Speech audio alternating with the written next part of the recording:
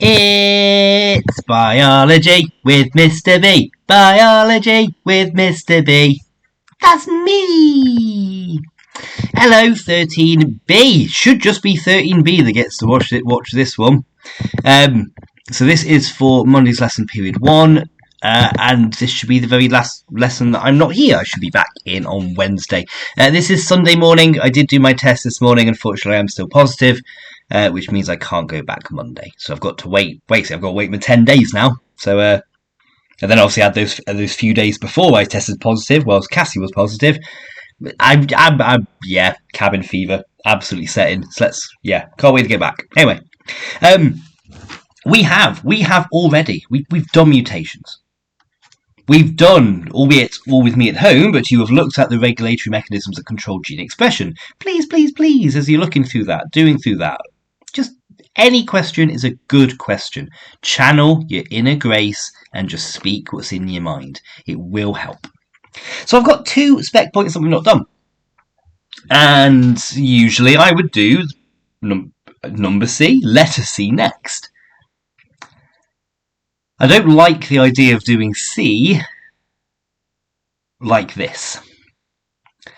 Spec point C, the genetic controlled development of body plans to do with like homeobox sequences and Hox genes. That is the spec point that even the examiners don't understand fully and therefore don't set longer answer questions on.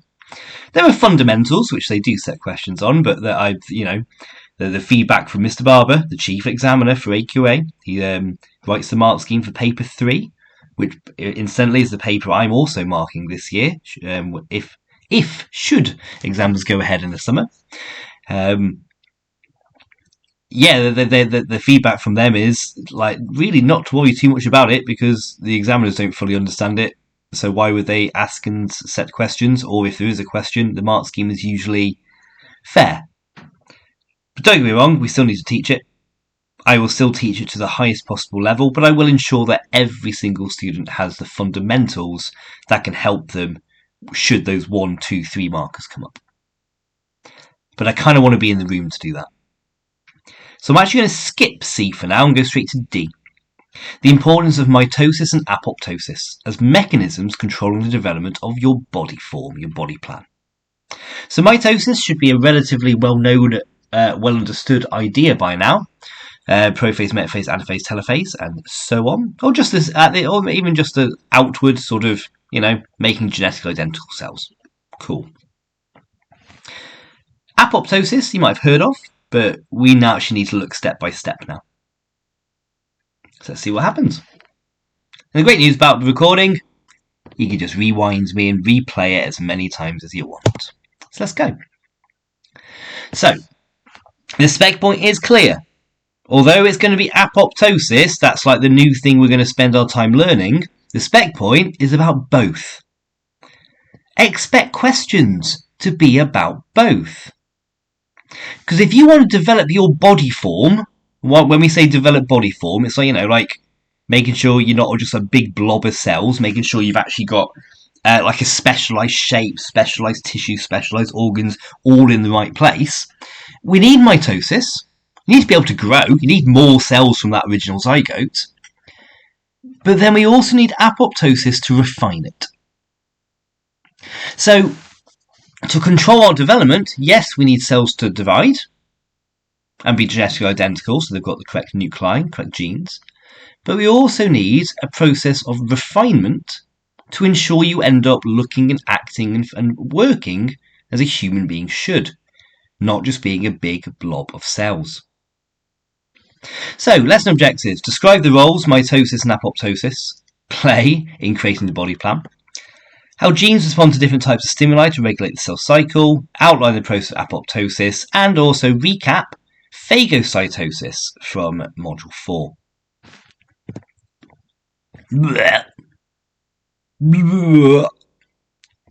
I always know there's always one person every year group that hates feet.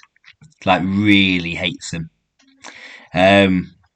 So I usually have quite a lot of fun with this PowerPoint. I promise though, this is the only picture of feet I have. Regrettably, of course, but it is the only picture of feet. Those toes are stuck together, these here. classic condition of webbed toes, you might call it, or if you're having an extra digit, it's called polydactyly. This is called syndactyly. Syndactyly. And it is a condition where, for some reason, we haven't got rid of those cells there in between the two digits. And it means that the two digits are joined together. So the development of your hand, I think this is a hand, not a foot. It looks handish. Chances are, as a fetus, they probably look incredibly similar. I'm just going to say this is a hand. So by day 48, we have what is clearly a hand. But, again, we are left with this webbed approach, don't we? This could be an amphibian for all we know. Now that is all just from mitosis and differentiation. Yet 3 days later, those cells between the digits are starting to go. 5 days after that, we have what is very clearly a hand. And all the cells in between the digits have been deleted, destroyed. So mitosis, exceptionally important for this growth of your body plan. Without mitosis, you wouldn't have anything. And don't forget differentiation to make the cells specialised, to switch on and switch off genes. Switch on the genes that are most required, switch off the genes that aren't required in those new cells. And then in the space of a total of 8 days, apoptosis, otherwise known as programmed cell death,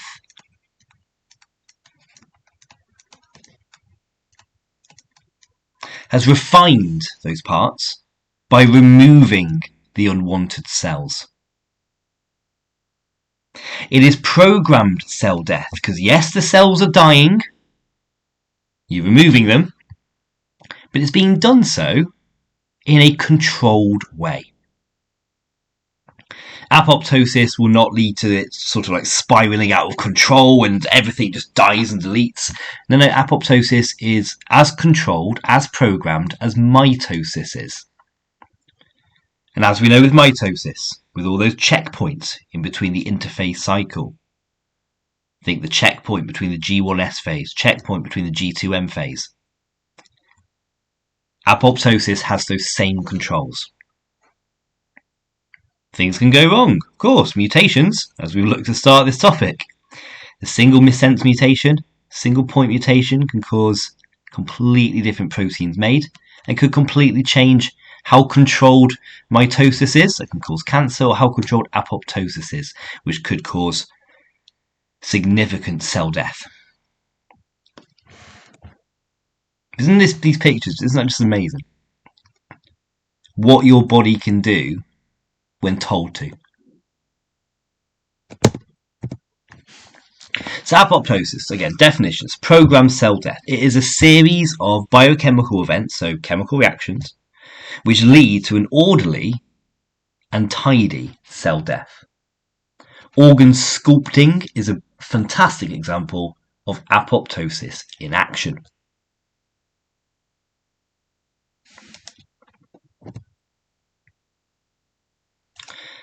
So apoptosis is not just humans, apoptosis is all over the living world. So again, lovely famous example. I know my little Cassie's been looking at tadpoles when she was in preschool last year. That process, that's Nanny texting. Please go away, Nanny. That process, ooh, wrong way. Entire thing has just taken 84 days. From egg to the young frog.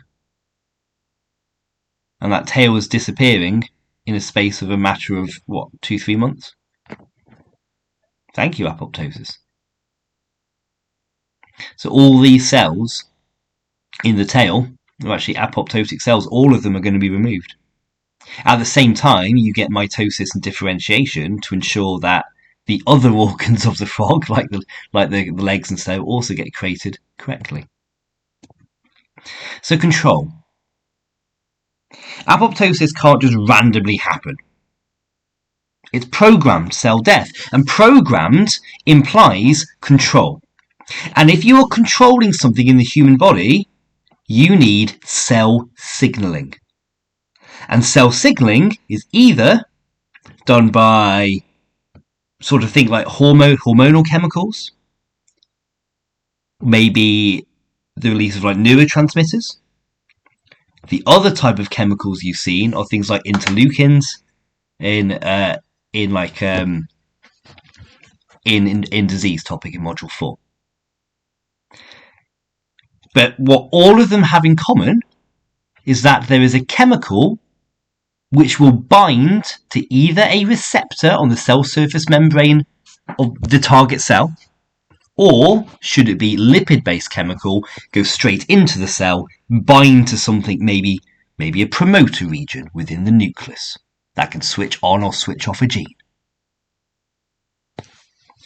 So some of these particular signaling molecules, and we don't need to know specific examples, some of them might be released by cells when genes involved with regulating the cell cycle and apoptosis respond to internal and external stimuli. So, for example, responding to hormones. So these signaling molecules going around your body, so cytokines, hormones, growth factors, even nitric oxide, can act as a signaling molecule to control apoptosis. So let's choose a nice little example. Let's imagine we have, I'm actually going to do a little bit of the cell cycle recap with you. If you remember the cell cycle, it was like a pie chart. You start with G1, like the growth phase. You then have S phase, which is DNA synthesis. You've then got G2. And then you finally got mitosis and cytokinesis. And in between G1 and S, there was a checkpoint. And it checks for like if there's damage to the DNA. And if there is damage to the DNA, that cell will go into G0. And G0 was like, well, it's where you put cells if they're differentiated, or if they have damage, or if they're in senescence and they're just sitting there not doing anything. And if there is damage, yes, the cell's been sent to G0, so it can no longer divide by mitosis. Something needs to tell the body to destroy that cell. Otherwise, it'll just sit there with the damage, potentially producing harmful proteins. We don't know what that damage is. Something needs to tell the body to destroy it. And that something will be these signaling molecules, which are potentially being released from the damaged cell itself is potentially releasing them.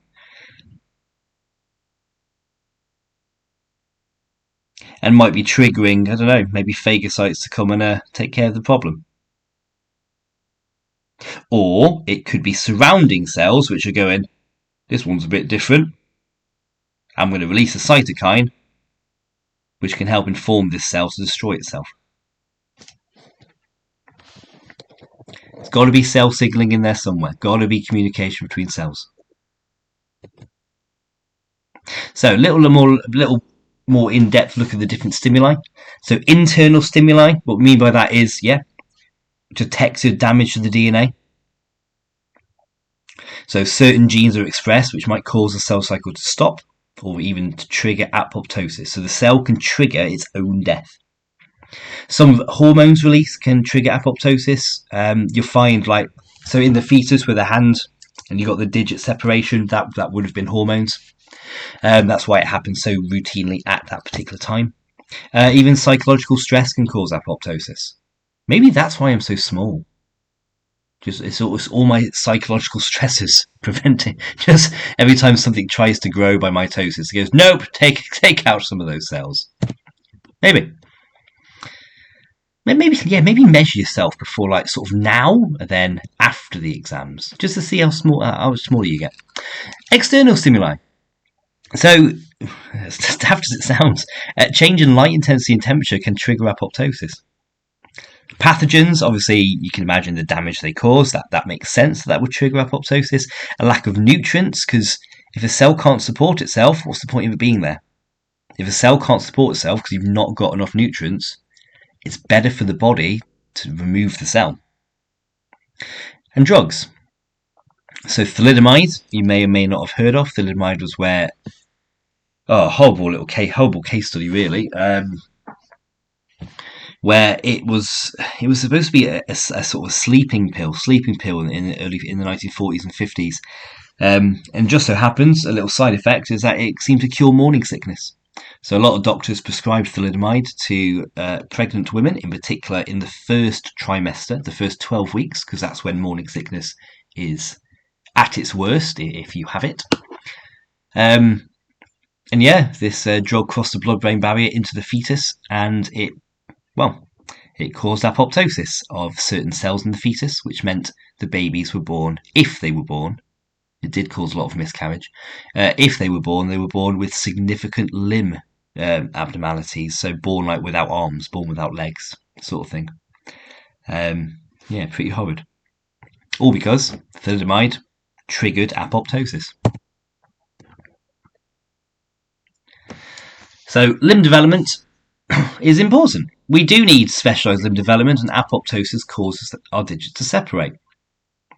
Apoptosis is also responsible for removing harmful or ineffective B and T lymphocytes. If it can remove the harmful ones, that can prevent autoimmune disorders. The thing is, if you make, do that sort of clonal selection right at the start, you're making all these different types of B and T cells, all making different antibodies. You're literally just trying to find something that would work to fight against the pathogen you've got. Because it's absolute chance, really, what type of antibody these B and T sites make. If they make one that maybe binds to your own self antigens, well, that would trigger a massive immune response on your own tissue. That's an autoimmune disorder, things like lupus. We don't want that. Horrible disorders, autoimmune disorders, horrible. Because your white blood cells are attacking your own body. Okay? And the only sort of cure for that, well, there's no cure, the only sort of treatment, if that is happening, is to go on immunosuppressant drugs. And if you are on immunosuppressant drugs, that is a massive life-debilitating thing. You know, especially during a pandemic, if you want immunosuppressant drugs, you probably haven't left the house for 2-3 years, really. And certainly when restrictions end, because of your immunosuppressant drugs, you might not have been able to have a vaccine. Yeah, it's pretty horrible. Anyway, apoptosis. It is a good thing. In children, 20 and 30, I think either both of them should say billion. I don't think one should say billion, one should say million. I'm going to say both should say billion, because I know we've got like 300 trillion cells, so 20 to 30 dying kind of makes sense. Actually, no, it doesn't, does it? Maybe that is correct. 20-30 billion cells per day apoptose. I'm gonna put a disclaimer on that. I'm not entirely sure about that figure. It's been a long time since I stole this PowerPoint and then sort of adapted it. I can't remember if that is the exact figure. Absolutely, children should be apoptosing more than adults because children are growing. So for every cell we divide, you should also destroy one. Really, maybe both should say million. If you care about that statistic, just look it up. Either way, the rate of cells dying, apoptosis, should balance the rate of cells produced. That makes sense. If you are making more cells than that are being killed, that could lead to tumours. Because your cells are dividing at a higher rate than you are destroying them. Too much apoptosis leads to cell loss and degeneration. We want our rate of cells dying to balance the rate of cells produced. Children will obviously be producing a lot more cells per day than adults because they are growing. So, step by step, how does a cell apoptose? We get some stages, and it's nicely laid out in the textbook as well. Obviously, textbook is your Bible. So, step by step, this is sort of a classic 3-4 marker, step by step. They could make it into a 6 marker if they link it to phagocytosis, because that is the last step of this. So let's go. Number 1. The very first thing that has to happen in apoptosis, and again, this is a result of the cell being told to do this by like a cytokine or some sort of chemical maybe binding to the membrane. But the first thing we get is that enzymes break down the protein threads of the cytoskeleton. And it was the cytoskeleton that was giving the cell its shape and support. So without the cytoskeleton, you can see everything has started to sort of collapse in on itself.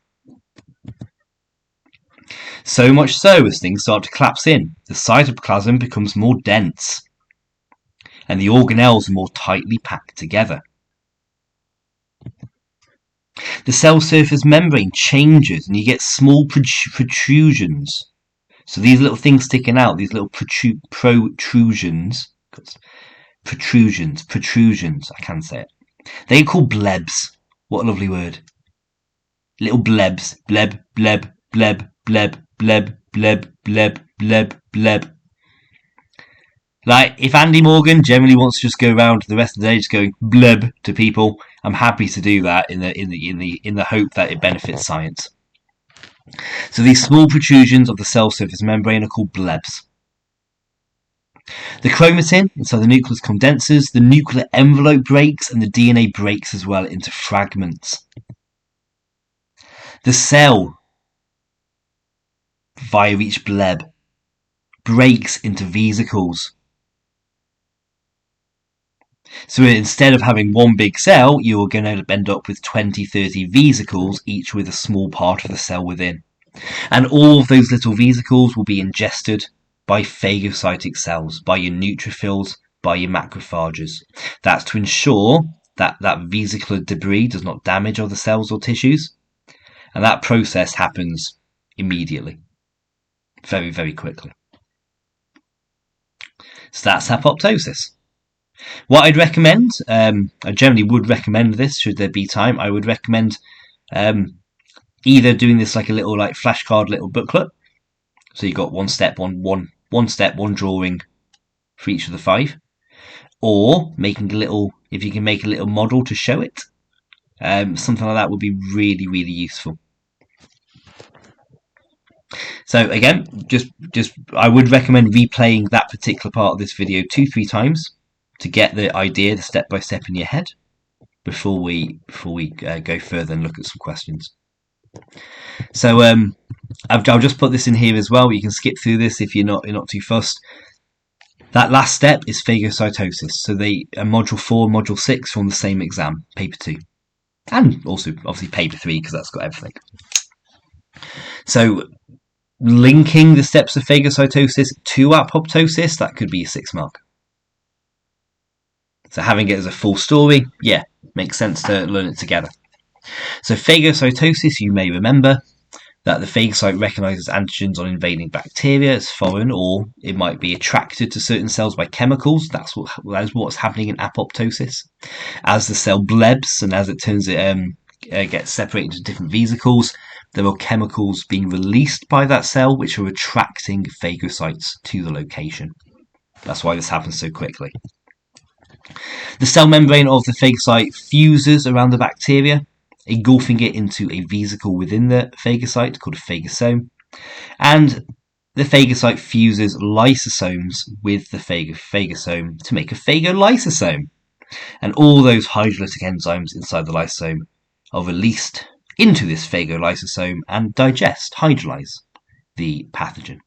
Obviously, in this case, in apoptosis, it will be hydrolyzing the contents of that cell that has just been destroyed. If this is it is using digestive enzymes to digest a pathogen, then you would get antigen presentation. So antigens present on the cell surface membrane, and that can help you produce. That can help lymphocytes produce antibodies. And obviously, if there's anything useful in what you've just digested, then it will be reused. And if there's anything waste product-wise, that will be exocytosed and removed maybe by the liver.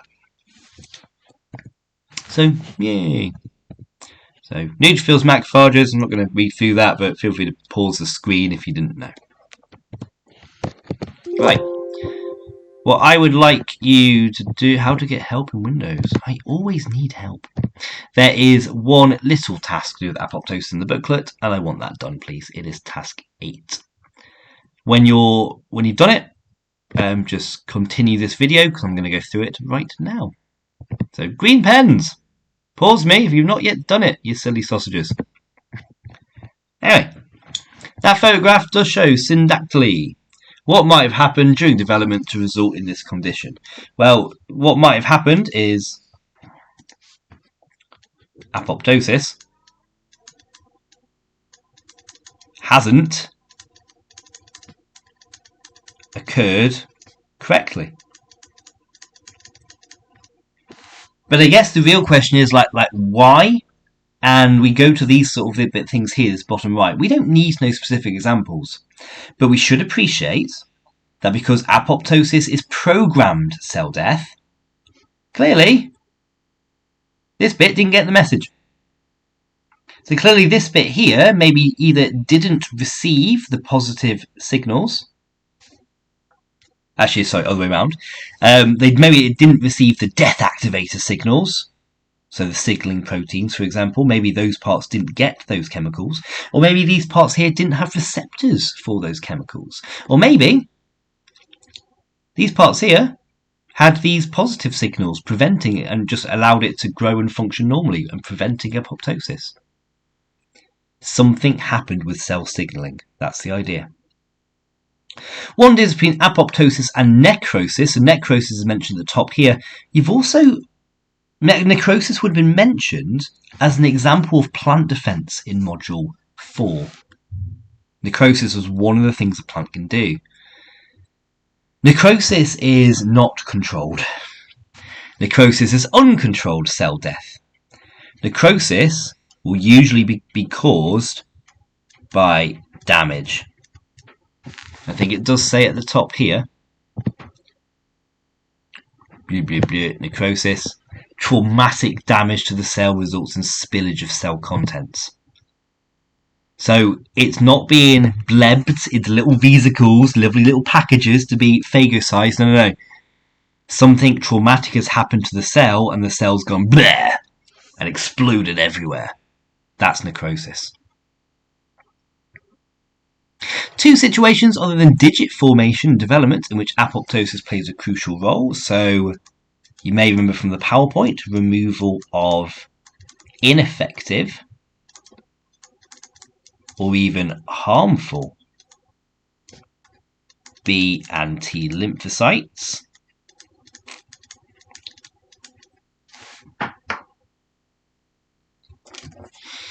And what else do you reckon? What else could we go for? Apoptosis, programmed cell death.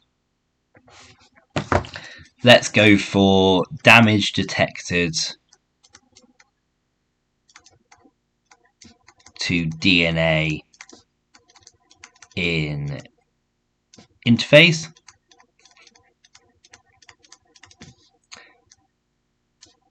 And then cell destroyed by apoptosis. So yeah, if you go through this checkpoint cell cycle, if there's any damage to the DNA detected, you can't allow that cell to continue to divide, so it will go into G0, and then eventually it may be destroyed by apoptosis if it's found to be harmful.